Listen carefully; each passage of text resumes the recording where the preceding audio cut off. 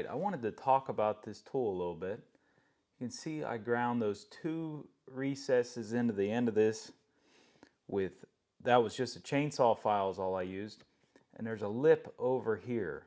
Now this right here, the whole purpose I did that, and I wanted to talk about it, is so it catches the edge of the steel and that it keeps this thing in track as you're driving down through there. That way you don't walk your lines out of place.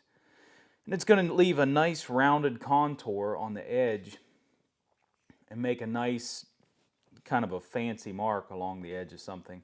And I wanted this specifically for a hand railing that I want to do. Now I upset this too much. I didn't need this much material, but it's nice having the width. But I could have probably just hit it a few times and then pinched it down and got the same result. But I thought that I was going to need more mass than I did. But I also ground this up here, and that's just so I know which side this flat's on. So without looking at the bottom, I know that this side where the flat is where the edge of the steel needs to be.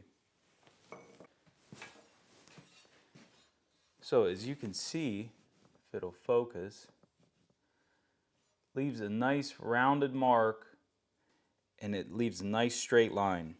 And I can just keep on going with this. It sits right into the groove, and I can follow this all the way back. And that's really what I'm looking for. So see, you can see where I tapered out with it. But for the hand railing, I want that deep where it's nice rounded contour over the side. I want that all the way back, the material. And then I can do this either side. And it leaves a nice fancy fullering that I don't have to worry about walking out of the groove or taking a lot of time trying to line it up.